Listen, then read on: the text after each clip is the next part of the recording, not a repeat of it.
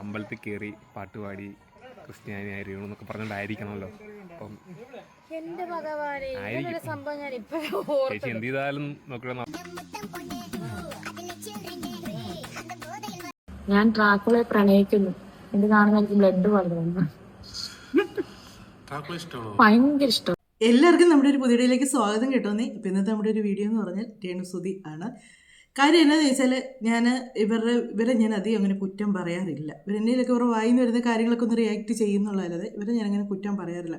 പക്ഷേ ഇവർ കാണിക്കുന്ന കാര്യങ്ങളുണ്ടല്ലോ, ഇവരെ നമുക്കങ്ങ് ഇഷ്ടമില്ലാതായിക്കൊണ്ടിരിക്കുകയാണ്. ഇവർ കാണിക്കുന്ന രീതിയും ഇവർ ഉണ്ടാക്കുന്ന പ്രശ്നങ്ങളൊന്നും ചെറുതൊന്നുമല്ല. ഇത് കുറേ പേര് ഇവരെ അന്ധമായിട്ടങ്ങ് സ്നേഹിക്കുന്നുണ്ടല്ലോ. ഇവർ കാണിക്കുക, നമുക്ക് ഒരാളെ ഇഷ്ടം വന്നു കഴിഞ്ഞാൽ അവരുടെ നെഗറ്റീവ് ഒന്നും നമ്മുടെ കണ്ണിൽ പെടുകയില്ല. അവർ കാണിക്കുന്ന ആ നെഗറ്റീവും പോസിറ്റീവായിട്ട് നമ്മുടെ കണ്ണിൽ കാണുകയുള്ളൂ.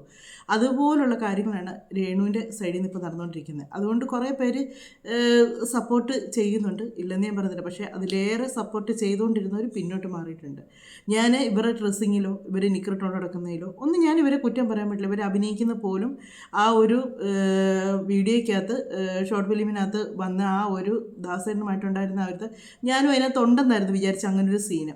പക്ഷേ അത് അവരുടെ അഭിനയമാണ്, അവരുടെ തൊഴിലാണ്, അവരത് ചെയ്യട്ടെ എന്ന്. പക്ഷെ അങ്ങനൊരു സീനെ ആ ഒരു ഇതിനകത്ത് ഷോർട്ട് ഫിലിമിനകത്ത് ഇല്ലായിരുന്നു.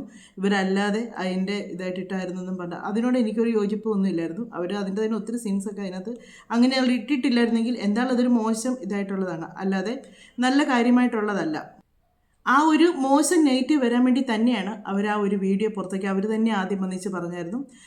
ഭയങ്കര കേരളം ഞെട്ടും എന്നും പറഞ്ഞിട്ടുണ്ടായിരുന്നു. അങ്ങനെ ഉള്ള ഇതപ്പോൾ അവർക്കറിയാം അത് തെറ്റാണ്, അത് ഇടാൻ പാടില്ല, അത് ശരിയല്ല എന്നറിഞ്ഞുകൊണ്ട് തന്നെയാണ് അവരത് ഇട്ടത്. അതിന് ശേഷമാണ് ഇവർ ഇത്രയും മോശമായിട്ടുള്ള വീഡിയോസ് ഇവർ ചെയ്യാൻ തുടങ്ങിയത്. അതിന് ശേഷമാണ്, അതിന് മുന്നേ അവർ അങ്ങനെയുള്ള കാര്യങ്ങളൊന്നും അങ്ങനെ ഇതായിട്ട് ചെയ്യത്തില്ലായിരുന്നു. അവരുടെ വയറൊക്കെ ഇച്ചിരി ഒന്ന് കാണിക്കും, അതൊക്കെ ഉള്ളായിരുന്നു. അതവർ സ്വാഭാവികം എന്ന് നമുക്കങ്ങ് ചിന്തിക്കാമായിരുന്നു. പക്ഷേ ഇപ്പോൾ അങ്ങനെയല്ല. അവരതിനേക്കാൾ കൂടുതൽ മോശമായിട്ട് അവരുടെ ചാനലിലൂടെ തന്നെ എല്ലാ കാര്യങ്ങളും കാണിക്കാൻ തുടങ്ങിയിട്ടുണ്ട്. ഇപ്പം എനിക്കൊന്ന് ഇങ്ങനെ കാണിച്ച് ഇനി പിന്നെ മെമ്പർഷിപ്പോട് കൂടി ഉള്ള പരിപാടിയൊക്കെ തുടങ്ങുമായിരിക്കും. കാര്യം പുള്ളിക്കാരിക്ക് പണമാണ് മുഖ്യം. അതിന് വേണ്ടി പുള്ളിക്കാരി ഏത് കോലവും കെട്ടും. ഇപ്പം യൂട്യൂബിലൊക്കെ അങ്ങനെ മെമ്പർഷിപ്പോട് കൂടി കാണിക്കുന്ന ഈ തുണി പറിച്ച് അഴിഞ്ഞാടുന്ന അക്കമാർക്കൊക്കെ പണി കിട്ടി തുടങ്ങിയിട്ടുണ്ട്. കാര്യം അവരെയൊക്കെ ബാൻ ചെയ്യാൻ പോകണം അങ്ങനെയുള്ള ചാനലൊക്കെ.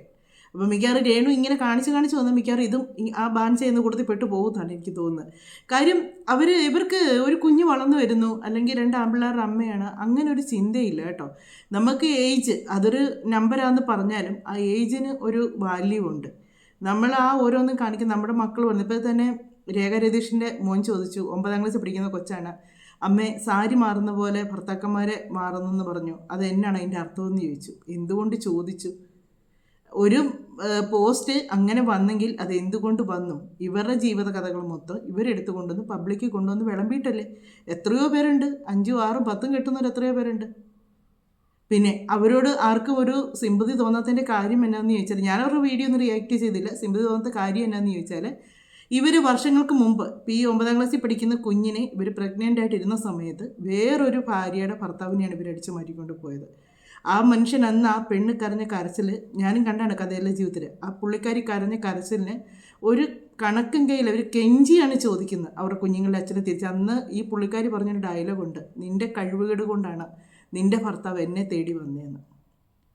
ആ 2 കുഞ്ഞുങ്ങളുടെ അമ്മയ്ക്കല്ല അവിടെ പുള്ളിക്കാരി വില കൊടുക്കുന്നത്. പുള്ളിക്കാരി പ്രഗ്നൻ്റാണ്, ഞാൻ പ്രഗ്നൻ്റാണ്, എൻ്റെ കുഞ്ഞിൻ്റെ അച്ഛനാണ് എന്നും പറയാം. അയാളൊരു വിവാഹിതനാണെന്നും 2 കുഞ്ഞുങ്ങളുണ്ടെന്നും ഇവർക്ക് അറിഞ്ഞുകൊണ്ട് തന്നെയാണ് ഇവരുടെ കൂടെ കൂട്ടിയത്. അതിൻ്റെയാണ് ഇപ്പം ഇവർ അനുഭവിക്കുന്നൊരു മാനസിക ബുദ്ധിമുട്ട് അവർ പറഞ്ഞു. എനിക്കത് കേട്ടിട്ടും കണ്ടിട്ടൊന്നും വലിയ ഇതൊന്നും തോന്നിയൊന്നുമില്ല. കാര്യം വെച്ചാൽ നമ്മുടെ ഭർത്താവിനെ വേറൊരാൾ പിടിച്ചുകൊണ്ട് പോയാൽ എങ്ങനെ സഹിക്കും? അതും ആ കുടുംബം അദ്ദേഹത്തിൻ്റെ അമ്മയെ, എന്നിട്ട് പുള്ളിക്കാരൻ അദ്ദേഹത്തിൻ്റെ അമ്മയെ വരെ തള്ളി പറഞ്ഞു, അവരുടെ മകനല്ല ഞാനെന്ന് പറഞ്ഞു. അതുപോലെ ലാസ്റ്റ് പിന്നെ തിരിച്ച് സ്വന്തം ഭാര്യ എടുത്തതിന് അങ്ങനെ തിരിച്ചു പോയി. എന്നാ നേടി അവരെന്നിട്ട് അങ്ങനെ പിടിച്ചു പറിച്ചുകൊണ്ട് വന്നിട്ട് ഇപ്പോൾ അവരനുഭവിക്കുന്ന ഈ ഒരു മാനസിക ബുദ്ധിമുട്ട്, ആ കുഞ്ഞ് ചോദിച്ച ചോദ്യം എത്രമാത്രം അവർ എന്ന് പറയുന്നവരെ നാളെ രേണുവിനോട് ഇതുപോലൊരു ചോദ്യം ഋതപ്പൻ ചോദിക്കാൻ കിടക്കുന്നതേ ഉള്ളൂ. ഇതുപോലൊരു ചോദ്യം ഋതപ്പൻ ചോദിക്കാൻ കിടക്കുന്നതേ ഉള്ളൂ. കിച്ചു എനിക്കൊന്നുമില്ല, ഇതിലൊന്നും മൈൻഡ് തോന്നില്ല. ആ ചെറുക്കൻ അതിൻ്റേതായ ഒരു ഇതിലേക്ക് അങ്ങ് പോയേക്കാം. അതിൻ്റെ കൂടെയുള്ള കൂട്ടുകാർ അതിനേക്കാൾ വലിയൊരു കേമത്തരം പിടിച്ച പിള്ളേരും ഒക്കെയാണ്. ഇവനെ സപ്പോർട്ട് ചെയ്യുന്നുണ്ടെന്ന് പറഞ്ഞാൽ ഒട്ടും മോശമല്ല ആ പിള്ളേർ. അതൊന്നും നമുക്കത് മൈൻഡ് കൊടുക്കേണ്ട കാര്യമില്ല. പക്ഷേ കിച്ചു തന്നെ പറഞ്ഞിട്ടുണ്ട്, അമ്മയുടെ വീഡിയോസ് വന്ന് റീൽസ് എന്തെങ്കിലും വന്ന് അപ്പോഴേ എന്നെ തട്ടി തെറിപ്പിച്ചുള്ളത് നോക്കാൻ പോലും നിൽക്കത്തില്ല, അത് എന്നാന്ന് പോലും നോക്കത്തില്ലെന്ന്. ഒരു മകൻ ഒരമ്മ ചെയ്ത് റീല് നോക്കാൻ നിൽക്കത്തില്ലെങ്കിൽ എന്തുകൊണ്ട് നിൽക്കുന്നില്ല? ഏത് മക്കളാണ് അങ്ങനെ പറയാറുള്ളത്? ഏത് മക്കളാണ്? ഒരു റീല് ഒരമ്മ അടുത്തില്ല, വേറെ സ്ഥലത്ത് നിൽക്കുന്നു, അമ്മയുടെ ഒരു റീല് കാണുമ്പോഴത്തേക്ക് അത് കാണാൻ താല്പര്യമില്ലാതെ ഒരു മകൻ വിടുന്നുണ്ടെങ്കിൽ ആ മകൻ എത്ര അതിഷ്ടമല്ലാതെ ഉള്ളതുകൊണ്ടാണെന്ന് ചിന്തിച്ചു നോക്കുക. എന്നിട്ട് ആ പിള്ളേർ തന്നെ അത് കളിയാക്കുന്നുണ്ട്. ഫോണൊക്കെ ചിലപ്പോൾ കൈ തെറിച്ച് പോകുന്നു. കാര്യം ഇത് തട്ടി വിടുമ്പോഴത്തേക്ക് കയ്യിൽ നിന്ന് ഫോൺ അത്രയ്ക്ക് സ്പീഡിലാണ് അവൻ ആ ഒരു റീല് മാറ്റി വിടുന്നതെന്ന്. അവനത് ബ്ലോക്ക് ചെയ്തിടാറുണ്ട്, എന്നാലും എവിടുന്നേലൊക്കെ കയറി വരുമെന്ന്. ഒരു മകൻ തന്നെയാണ് പറഞ്ഞത്, വേറെ ആരുമല്ല പറഞ്ഞത്. ആ ഒരു ഇതിലൂടെ തന്നെ രേണു ഇപ്പോൾ കാണിച്ചു പോകുന്ന കാര്യങ്ങൾ ഈ ഒരു വീഡിയോ നിങ്ങളൊന്ന് കണ്ടു നോക്കുക, എന്നിട്ട് നമുക്ക് ബാക്കി പറയാം.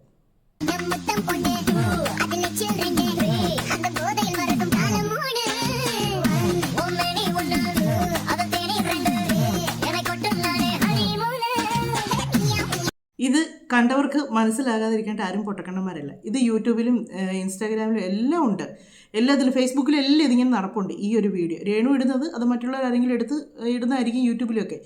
അങ്ങനെ ഇടുന്നത് ഈ യൂട്യൂബ് എന്ന് പറഞ്ഞാൽ കൊച്ചു പിള്ളേരും എല്ലാം ഉപയോഗിക്കുന്നതാണ്, ഇല്ലേ? കൊച്ചു പിള്ളേരും ഒക്കെ ഉപയോഗിക്കുന്നതാണ്. രേണുവിനും ഉണ്ടൊരു മകൻ. ആ കുഞ്ഞ് ഇങ്ങനത്തെ ഒരു വീഡിയോസ് ഇവളുടെ കണ്ടു കഴിഞ്ഞാൽ തന്നെ എന്നതായിരിക്കും ചിന്തിക്കുക. കുഞ്ഞാണ്, അതിനറിയത്തില്ല. എന്നാലും അവൻ അതിൻ്റെ താഴേക്ക് വന്നിരിക്കുന്ന കമൻറ്റുകളൊക്കെ കാണണം.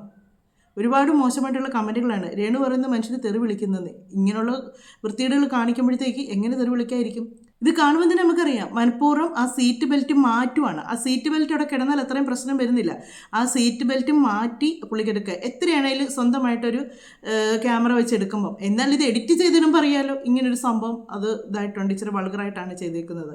അത് എനിക്ക് പറ്റിയ കാര്യമല്ല, അല്ലെങ്കിൽ എന്നെ ആരാധിക്കുന്നവർക്ക് അത് കാണാൻ താല്പര്യം കാണുകയില്ല. എന്നാൽ അത് ഇപ്പോൾ പുള്ളിക്കാരി എങ്ങനെയെല്ലാം നോക്കിയിട്ടും ഏറി നിൽക്കാൻ പറ്റുന്നില്ല. ഈ കഴിഞ്ഞ ദിവസം ഏതാണ് സുധിയുടെ കാര്യം പറഞ്ഞു വന്നു. അതൊക്കെ എനിക്കൊന്ന് മനഃപൂർവ്വമായിരിക്കും ഇവർ പറയുന്നത്, ഇവരേറെ പോകാൻ വേണ്ടി. പിന്നെ ആ ഒരു ബിഷപ്പിൻ്റെ സംഭവം വന്നു, അത് പ്രശ്നം വഷളാവുന്ന കണ്ടപ്പോഴത്തേക്ക് പുള്ളിക്കാരി അതിൻ്റെ ചർച്ചകളും കാര്യങ്ങളും അങ്ങ് ഒതുക്കി. ഇപ്പോൾ അതിനെപ്പറ്റി സംസാരിക്കാൻ വരുന്നില്ല. ആദ്യം ആ വീടെടുത്തിട്ടു, ബിഷപ്പിനെ എടുത്തിട്ടു, ഓരോരോ കാര്യങ്ങൾ പുള്ളിക്കാരുടെ കേസും കാര്യങ്ങളൊക്കെ വന്നു കഴിയുമ്പോഴത്തേക്ക് അതങ്ങ് നല്ലപോലെ ഏറെ തിങ്ങി നിൽക്കുന്ന ഓർത്തുകൊണ്ട് നിന്നാണ്. പക്ഷേ ഇപ്പോൾ എയറിലൊന്നും അല്ല പുള്ളിക്കാരി. പിന്നെ അത് കഴിഞ്ഞാണ് മറ്റേ ആ ഒരു ഷോർട്ട് ഫിലിമിനകത്ത് വീഡിയോ ഇട്ട് അതും ഒന്ന് ഏറി കയറി. പക്ഷെ അതങ്ങനോട്ട് വലിയതായിട്ട് കത്തി കയറിയില്ല, താഴോട്ട് പോകുന്നു. ഇപ്പോൾ വീണ്ടും അടുത്ത് ഇങ്ങനെയുള്ള കാര്യങ്ങളൊക്കെ കാണിക്കുമ്പോൾ മറ്റുള്ളവരെടുത്ത് റിയാക്ട് ചെയ്യും. അതിനുവേണ്ടി തന്നെയാണ് ഇങ്ങനെയുള്ള കാര്യങ്ങൾ കാണിക്കുന്നത്. അതുപോലെ തന്നെ ഫേസ്ബുക്കിൽ വന്നൊരു കാര്യമാണ്. ഫേസ്ബുക്കിൽ വന്ന് ഞാൻ പറഞ്ഞില്ലേ കഴിഞ്ഞ ദിവസം രേണു അമ്പലത്തിൽ പോയതിൻ്റെ പ്രശ്നങ്ങൾ, ഈ ഒരു കാര്യം ഒരു മനുഷ്യനും ചർച്ച ചെയ്യാൻ പോകുന്നൊരു കാര്യമല്ലായിരുന്നു. കാര്യം അമ്പലത്തിലൊരു പ്രോഗ്രാം അവതരിപ്പിക്കാൻ പോകാമെന്ന് പറഞ്ഞാൽ ആദ്യമായിട്ടല്ല ഒരു ക്രിസ്ത്യാനി പോകുന്നത്. ഇഷ്ടം പോലെ റിമിട്ടോമിയുടെ ഒക്കെ ഗാനമേള നേരം തൊടാത്ത അമ്പലങ്ങളിൽ നടന്നിട്ടുണ്ട്, ഇല്ലേ? നമുക്കറിയാം മിക്ക അമ്പലങ്ങളിലും അങ്ങനെ ഒത്തിരി സ്ഥലങ്ങളിൽ ഓരോരോ ഗാനമേളയും കാര്യങ്ങളൊക്കെ ഉണ്ട്. അതൊന്നും ആരും ഒരു പ്രശ്നം ഉണ്ടാക്കിയില്ലല്ലോ. ഇവർ പക്ഷെങ്കിൽ ഇതിപ്പോൾ ഒരു മതത്തെ ചൊല്ലിയുള്ള രീതിക്കാണ് ഈ ഇതിനകത്ത് ഇവർ റിയാക്ട് ചെയ്തേക്കുന്നത്. ഈ ഫേസ്ബുക്കിൽ ഇതിനകത്ത് കൊടുത്തേക്കുന്ന കാര്യം എന്നാന്ന് ചോദിച്ചാൽ, രേണു അമ്പലത്തിൽ വിളക്ക് കത്തിക്കുന്ന ഒരു പടമാണ് ഇട്ടേക്കുന്നത്. അതിനകത്ത് അവർ കൊടുത്തേക്കുന്നത് ഇവളെ ഈ ഉദ്ഘാടനത്തിന് ക്ഷണിച്ച ക്ഷേത്ര കമ്മിറ്റി ശുദ്ധ തെമ്മാടിത്തരമാണ് കാണിച്ചിരിക്കുന്നത്.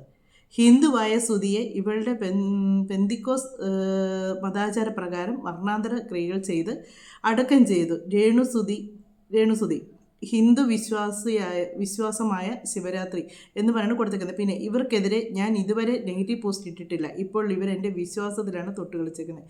അതിൽ എനിക്ക് മനസ്സിലാകുന്നില്ല ഇവരെന്താണ് ഉദ്ദേശിക്കുന്നത്, എനിക്ക് മനസ്സിലാകുന്നില്ല. ഇവരുടെ വിശ്വാസത്തിൽ തൊട്ട് കളിക്കാനെന്ന് പറഞ്ഞാൽ ആ അമ്പലത്തിൽ വന്ന് അച്ഛന്മാർ എത്രയോ അമ്പലത്തിൽ കച്ചേരി നടത്തിയിട്ടുണ്ട്. പള്ളിയിലെ അച്ഛന്മാർ കച്ചേരി നടത്തിയിട്ടുണ്ട്.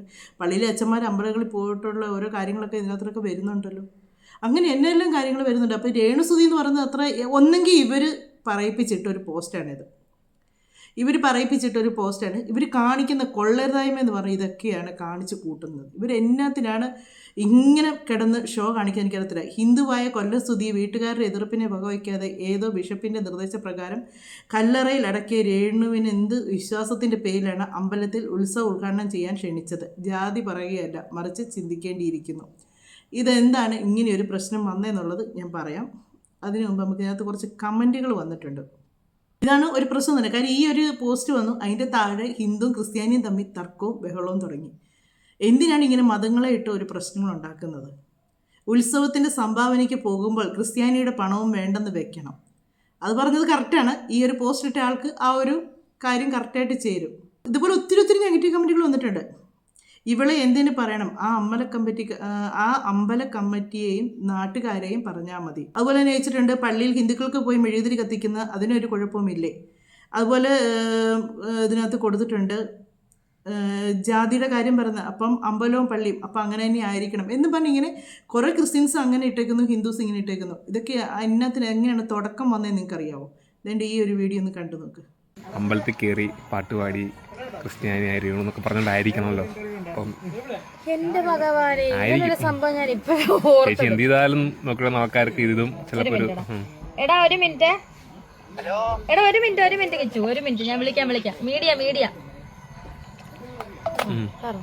അപ്പൊ അതിനെപ്പറ്റി എന്റെ പൊന്നു വിവാദം ഉണ്ടാക്കുന്നവരെ, കലാകാരന്മാർക്ക് അമ്പലമില്ല, പള്ളിയില്ല, ഒന്നുമില്ല. മീൻസ് ഇല്ലെന്നല്ല, എല്ലാം ഒരുപോലെയാണ്. ദൈവം അറിഞ്ഞു കൊടുക്കുന്നതാണ് കലാകാരന്മാർക്ക് കല. നമുക്കെല്ലാം ഒരു ദൈവമേ ഉള്ളൂ അല്ലേ? നമ്മുടെ മനസ്സ് നന്നായെങ്കിൽ എവിടെയും നമുക്ക് കയറാം. മനസ്സിലായോ? അതായത് ക്രിസ്ത്യാനികൾക്ക് അമ്പലത്തിൽ കയറാനോ പറ്റത്തില്ലെന്നോ, പള്ളിയിൽ ഹിന്ദുക്കൾക്ക് കയറാൻ പറ്റത്തില്ലെന്നോ എങ്ങനെ നിയമമില്ല. പക്ഷെ ഒരു കാര്യം ശ്രദ്ധിക്കുക, കയറുമ്പോൾ ചെരുപ്പ് ഊരിയിട്ടേ കയറാവുള്ളൂ. ഓക്കെ, അത് മാത്രം നിങ്ങൾ ശ്രദ്ധിക്കുക.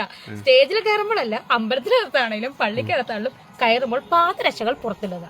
അത് ഇമ്പോർട്ടന്റ് കാര്യമാണ്. ഓക്കെ, പുള്ളിക്കാരിയുടെ ഭയങ്കര കോമഡി ആയിട്ടാണ് പുള്ളിക്കാരി ഇതൊക്കെ പറയുന്നത്. ഈ കാര്യങ്ങളൊക്കെ കേൾക്കുമ്പോൾ തന്നെ മനുഷ്യർക്ക് അറിയാം ഈ പുള്ളിക്കാരിക്ക് എവിടുന്ന് പണി കിട്ടിയിട്ടുണ്ട്, ചെരുപ്പിട്ടുണ്ട് കയറിയിട്ടെന്നുള്ളത്. അത് ഇമ്പോർട്ടൻ്റ് ആയിട്ടുള്ള കാര്യം എന്ന് പറഞ്ഞാൽ എല്ലാവർക്കും അറിയുന്ന കാര്യങ്ങളാണ്. അതിനകത്ത് ആദ്യം ചോദിക്കുന്നൊരു ചോദ്യം നിങ്ങൾ കേട്ടോ. അമ്പലത്തിൽ ക്രിസ്ത്യാനിയായ രേണു അമ്പലത്തിൽ കയറി ഇനിയൊരു പ്രശ്നം ഉണ്ടാകുമോ എന്നാണ് ചോദിക്കുന്നത്. ഇനി പ്രശ്നം വരാൻ സാധ്യതയുണ്ടെന്നുള്ളത്. അപ്പം ആരും അതിനെപ്പറ്റി ഇതുവരെ ഒരു റിയാക്ട് ചെയ്ത് ഞാൻ കണ്ടില്ല കേട്ടോ, ആരും പറഞ്ഞില്ല. പിന്നെ എൻ്റെ വീഡിയോക്ക് എതിരായിട്ടായിരുന്നു കാര്യം, ഇത്ര വലിയ കാര്യമൊന്നുമല്ല ഒരു ക്രിസ്ത്യാനി അമ്പലത്തിൽ കയറുന്നതെന്ന് പറഞ്ഞുകൊണ്ടുള്ളത്. അത് രേണു ഇവർ തന്നെ എടുത്തിട്ട് കൊടുത്തതാണ്. ഇതിനി ഇവർ തന്നെയാണോ ആ ഫേസ്ബുക്കിൽ പോസ്റ്റ് ചെയ്യിപ്പിച്ചതെന്നും എനിക്കറിയത്തില്ല. കാര്യം എന്നാന്ന് വെച്ചാൽ ഒന്നും അങ്ങോട്ട് വൈറലാകുന്നില്ല, ഒന്നും അങ്ങോട്ട് പൊട്ടിപ്പുറപ്പെടുന്നില്ല, ഒന്നിനൊരു എന്തെങ്കിലും ഒന്ന് പൊങ്ങി വന്ന് അതുപോലെ തന്നെ അതങ്ങ് അണഞ്ഞു പോകുന്നു. അപ്പോൾ ഇനി ഒന്ന് വൈറലാകണമെങ്കിൽ ഇങ്ങനെ എന്തെങ്കിലും ഒന്ന് പറഞ്ഞു നോക്കാമെന്ന് ഓർത്തു. അതും ശരിയാകുന്നില്ല. പിന്നെ പുള്ളിക്കാരി നോക്കിയപ്പം ഇങ്ങനത്തെ വീഡിയോസ് ഇടുക, അതാണ് പുള്ളിക്കാരി. സത്യം പറഞ്ഞാൽ സുധിയെ വരെ ആയിട്ട് ഓരോരുത്തരും വന്ന് തെറി വിളിക്കുന്ന അതിൻ്റെ താഴെ സുധിയുടെ പേര് വെച്ചേച്ച് ഇതെല്ലാം എന്നും പറഞ്ഞിട്ട് സുധിയുടെ പേരിൻ്റെ അവിടെ തെറി പറഞ്ഞിട്ട് ചേട്ടന് വേണ്ടിയിട്ടാണെന്ന് പറഞ്ഞിട്ടാണ് കൊടുക്കുന്നത്. ഈ മരിച്ചു പോയവരെ കൂടെ തെറി വിളിപ്പിക്കുമല്ലേ ഇവർ വിളിപ്പിക്കുന്നതല്ലേ ഇതൊക്കെ. ഇവരുടെ പാട് നോക്കി നടന്നാൽ ഇവരാരും ഒന്നും പറയാൻ പറ്റില്ല. പക്ഷെ ഇവരൊരിക്കലും മാറത്തില്ല. ഇവരിങ്ങനെ തന്നെയായിരിക്കും. ഇതുപോലുള്ള കോലങ്ങൾ തന്നെ കാണിച്ചോണ്ടേ നടക്കത്തുള്ളൂ. കാര്യം ഇവർക്ക് ഈ നാണക്കേടോ അല്ലെങ്കിൽ അഭിമാനമോ അതൊന്നും ഇവർക്ക് വിഷയമല്ല. ഇവർക്കതൊന്നും ഒരു പ്രശ്നമേ ഉള്ള വ്യക്തിയല്ല. എങ്ങനെയും പൈസ ഉണ്ടാക്കുക, അത് മാത്രമാണ് ഇവരുടെ ലക്ഷ്യം. ലക്ഷ്യമായിട്ട്. അത് കഴിഞ്ഞ് ഒരിടത്തിനകത്ത് ഡ്രാക്കുളയുടെ ഇത് പറയുന്നുണ്ട്, അത് നമുക്കൊന്ന് കണ്ടു നോക്കാം. ഞാൻ ഡ്രാക്കുളയെ പ്രണയിക്കുന്നു. ഇത് കാണുന്ന എനിക്ക് ബ്ലഡ് വളരുന്നു. ഭയങ്കര ഇഷ്ടമാണ്. ഞാൻ പ്രണയിക്കുന്നതാണ് ഡ്രാക്കുളയെ. എന്റെ വൺ ഓഫ് ദി ഫേവറേറ്റ് ആളാണ് ഡ്രാക്കുള. ഡ്രാക്കുളയുടെ ഫോട്ടോ വെക്കണം അടിയിലെ. ഞാൻ പറയുന്നത് ഐ ലവ് യു ഡ്രാക്കുള. ഈ ഒരു കാര്യം ഇപ്പം പറയുന്ന ഡ്രാക്കുളയോടാണ് പുള്ളിക്ക് പ്രണയം, ഐ ലവ് യു എന്നൊക്കെ പ്രശ്നം. ഇതെന്താണെന്നറിയാം? പുള്ളിക്കാരി ആദ്യം UK ഒരാളുടെ കാര്യം കൊണ്ടുവന്നു, പിന്നെ ദുബായിലുണ്ടെന്ന് ഒരാളുടെ കാര്യം പറഞ്ഞു വന്നു. ഇതെല്ലാം ഒരു മുസ്ലിം പേരായിരുന്നു പുള്ളിക്കാരി കൊണ്ടുവന്നത്. കാര്യം എന്നു വെച്ചാൽ ക്രിസ്ത്യാനിയായ രേണു ഹിന്ദുവിനെ കല്യാണം കഴിച്ചു, ഇനിയൊരു മുസ്ലിമിനെ കെട്ടുന്നു എന്നും പറഞ്ഞത് വിവാദമാകാൻ വേണ്ടിയിട്ട്. ഇങ്ങനൊരു കാമുകനെ ഇവർക്കില്ല ഈ ലോകത്ത്, ഇങ്ങനൊരു സംഭവമേ ഇല്ല. ഇവരതിന് അങ്ങനെ പറഞ്ഞുകൊണ്ട് നടന്നു. പുള്ളിക്കാരി വാലന്റൈൻസ് ഡേയുടെ അന്നും ഒരു പോസ്റ്റ് ഇതൊക്കെ ചെയ്തിട്ടുണ്ടായിരുന്നു, പോകണം പക്ഷേങ്കിൽ ടിക്കറ്റ് എടുക്കാനായിട്ട് ഇപ്പോൾ എൻ്റെ പൈസ ഇല്ല, ഇങ്ങനെയൊക്കെ പറഞ്ഞ് അവർ അങ്ങനെയൊക്കെ കുറേ വീഡിയോസൊക്കെ ഞാൻ കണ്ടായിരുന്നു. ഇവരിങ്ങനെ ഓരോന്നൊക്കെ പറയുന്നത്. അവർ ഈയിടയ്ക്ക് അവർ പള്ളിയിലെ അച്ഛനും അങ്ങോട്ട് വിളിച്ചേച്ച് ചോദിച്ചു ഇത് എന്നതാണ് കേൾക്കുന്നതെന്ന് ചോദിച്ചു. ആ വീഡിയോയും ഞാൻ കണ്ടു. അവരോട് ചോദിച്ചു. അപ്പോൾ ഇവർ ചുമ്മാ പറയുന്നതെന്നല്ല. അപ്പോൾ അവർക്ക് ഇനി അത് പറഞ്ഞ് നടക്കാനായിട്ട് അവർക്ക് പറ്റത്തില്ല. അതുകൊണ്ട് ഒരു പുതിയ പ്രണയം ഇറക്കി. ഇനി ഇത് മനുഷ്യരെ ഏറ്റുപിടിക്കുമെന്ന് പറഞ്ഞിട്ടുണ്ട്. പക്ഷെ ആരും അനങ്ങിയിട്ടില്ല. ഇത് കണ്ടിട്ട് ആരും അനങ്ങിയിട്ടില്ല. പുള്ളിക്കാരി ഭയങ്കര ഇതായിട്ടൊക്കെ പ്രജീഷും ഉണ്ട് കൂടെ. ഇവരതുപോലെ തന്നെ പ്രജീഷിൻ്റെ കൂടെ വാലന്റൈൻസ് ഡേക്ക് ഒരു ചോക്ലേറ്റ് കയ്യിലിരിക്കുന്നതെന്ന് ചോദിക്കുന്നൊരു പ്രജീഷാണ്. ഇവൻ എനിക്ക് മുട്ടുസൂചി പോലും മേടിച്ചു തന്നിട്ടില്ല എന്ന് പറയുന്നു. അന്നേരം പ്രജീഷ് ഉടനെ പറയുന്നു അജ്ഞാത കാമുകൻ എന്ന് പറയുന്നു. ഉടനെ ഉള്ള പറഞ്ഞാൽ കാമുകനല്ല ഫ്രണ്ടാണെന്ന്. കാമുക പറച്ചിൽ ഏകദേശം ഇപ്പോൾ ഒതുങ്ങിയെന്ന് തോന്നും. ഈ കാമുകനുണ്ടെന്നുള്ള പറച്ചിൽ. കാമുകനൊന്നുമില്ല അങ്ങനെ പറയില്ല, എൻ്റെ ഫ്രണ്ടാണ് കൊണ്ട് തന്നേന്ന്. എന്ന് പറയുന്നത്. അപ്പോൾ പുള്ളിക്കാരിക്ക് മര്യാദയ്ക്ക് സംസാരിക്കാനും അറിയാം. ഓരോരുത്തർ ചോദിക്കേണ്ട അടുത്തൊന്ന് ചോദ്യങ്ങൾ ചോദിച്ചാൽ ഓഡിയൻസിൻ്റെ മുന്നിലേക്ക് ഇട്ടുകൊടുത്ത് കുളമാക്കി വഷളാക്കി എടുത്ത് ഓരോ കാര്യങ്ങൾ ചെയ്യണം. എനിക്ക് ഇവരോടുള്ള ഇഷ്ടം അങ്ങ് പോവുകയാണ് കേട്ടോ. ഞാൻ പറഞ്ഞില്ലേ, ഞാൻ ഇവരെ ഒരു കുറ്റം പറയാനായിട്ട് എനിക്ക് താല്പര്യമില്ല. കാര്യം ഒന്നും അതൊരു പെണ്ണ്, പിന്നെ അവർ ഭർത്താവില്ലാതെ നിൽക്കുന്നത്. പിന്നെ ഒരു കാര്യം കൂടെ ഞാൻ ചോദിച്ചോട്ടെ, ഈ രേണുവിനെ സപ്പോർട്ട് ചെയ്യുന്ന ഒരു വിധവ എന്ന് പറഞ്ഞാണ് സപ്പോർട്ട് ചെയ്യുന്നത്. ഒരു വിധവ കാണിക്കേണ്ട കാര്യമാണോ ഇവരിപ്പോൾ ഈ കാണിച്ചുകൊണ്ട് നടക്കുന്നത്? ആണോ? നമ്മളൊരു ഡ്രസ്സ് ഇടുമ്പം നമ്മളുടെ ശരീരം എവിടം കാണരുത് നമ്മളാണ് തീരുമാനിക്കേണ്ടത്. അതുപോലെ തന്നെ അവർ വേറൊരു ഇതുകൊണ്ട് അവരുടെ ഒരു കരയുന്ന ഒരിതുപോലെ എടുത്ത് കാണിച്ചേക്കുന്നൊരിതുണ്ട്. അതിനകത്ത് ഇവർ താഴേക്ക് ക്യാമറ മേളിൽ നിന്നാണ് പിടിച്ചേക്കുന്നത്. അതും കറക്റ്റ് ആ എടുത്തേക്കുന്നത് ഇവന്മാരൊക്കെ അറിഞ്ഞുകൊണ്ട് എടുക്കുന്നതാണ്. ഇല്ലെങ്കിൽ അവർക്ക് പറയാമല്ലോ അങ്ങനെ ക്യാമറ പിടിക്കാതെ. എന്തായാലും ഇവർ ഭയങ്കര ആർട്ടിസ്റ്റ് അല്ലേ, ഭയങ്കര സെലിബ്രിറ്റി ആണെന്നല്ലേ പറഞ്ഞു നടക്കുന്നത്. അവർക്കറിയത്തില്ല ഒരു ക്യാമറ എവിടെ വെച്ചാൽ എങ്ങനെയൊക്കെ എടുക്കാൻ പറ്റും എന്നുള്ളത് അവർക്കറിയാൻ പറ്റില്ലേ. വിധവയാണ്, 2 കുഞ്ഞുങ്ങളെ പോറ്റാനാണ്. കുഴപ്പമില്ല, പോറ്റാനാണെങ്കിൽ ഈ പരിപാടിയും കൊണ്ട് എടുക്കട്ടെ. പക്ഷേ ഇത് ഇത്രയും ഇങ്ങനെ പബ്ലിക്കിലേക്ക് കൊണ്ടുവന്ന് ഈ കൊച്ചു കുഞ്ഞുങ്ങൾ പോലും എടുക്കുന്ന യൂട്യൂബിലും ഒക്കെ കാര്യമായിട്ട് ഇടുന്നതുകൊണ്ടാണ് ഇത് റിയാക്ട് ചെയ്തത്. പിന്നെ പുള്ളിക്കാരി ഇതിൽ കൂടുതൽ ഇനി കാണിക്കാൻ കിടക്കുന്നതേ ഉള്ളൂ. എല്ലാവർക്കും മനസ്സിലാകാൻ കിടക്കുന്നതേ ഉള്ളൂ. എനിക്ക് മനസ്സിലാകാഞ്ഞിട്ടല്ല ഞാൻ ഇവരെ എതിർക്കാതിരുന്നത്. കാര്യം എന്നാന്ന് ചോദിച്ചാൽ എതിർത്തിട്ട് കാര്യമില്ല. ഇവരിതേ കാണിക്കുകയുള്ളൂ. ഇവർ കാണിക്കുന്ന കാര്യങ്ങൾ മുഴുവൻ ഇതായിരിക്കും. ഇവരെ സപ്പോർട്ട് ചെയ്യാൻ കുറച്ച് പേരുമുണ്ട്, അതാണ് വരുന്നത്. അവരുടെ ചാനലിൽ അവരിടുന്നു. നിങ്ങൾക്ക് എന്നാന്ന് ചോദിച്ചാൽ കാണുന്നത് നമുക്ക് ഇച്ചിരി ബുദ്ധിമുട്ടുണ്ട്. അത്രയ്ക്ക് ഇനി അവർക്ക് കൊതിയാണെങ്കിൽ അവർ സ്വന്തമായിട്ടത് അവർ ഇതിലേക്ക് വെക്കട്ടെ.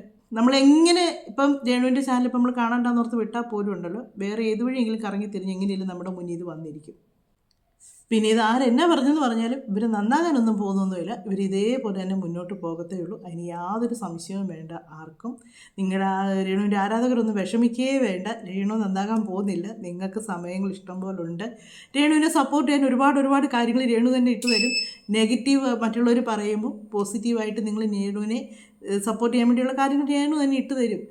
നെഗറ്റീവ് വന്ന് റിയാക്ട് ചെയ്യുന്നവർക്ക് നിങ്ങൾക്ക് ചീത്ത വിളിക്കാം, നിങ്ങൾക്ക് അവരെ ഓരോന്നും പറയാം. അതിൽ നെഗറ്റീവ് കമൻറ്റ് ഇടുന്നവരെ നിങ്ങൾക്ക് പറയാം, അത് കുഴപ്പമില്ല. പിന്നെ നിങ്ങളുടെ വീട്ടിലുള്ളവരും തന്തയും തള്ളയ്ക്കും ഒക്കെ തെറിവിളി കേൾക്കും ഇനി വരുന്നവർ കയ്യിൽ നിന്ന്. അതുപോലെ തന്നെ കഴിഞ്ഞ ദിവസം രേണു ഓരോരുത്തരുടെ അപ്പൂപ്പനും അമ്മൂമ്മയ്ക്കും ഒക്കെ വിളിക്കുന്നുണ്ട്. ഈ വിളിക്കുന്ന രേണു ഒന്ന് ചിന്തിക്കണം. രേണു ഓരോ സ്ഥലത്തും ചെല്ലുന്നതാണ്, ഓരോ നാട്ടിലും ചെല്ലുന്നതാണ്.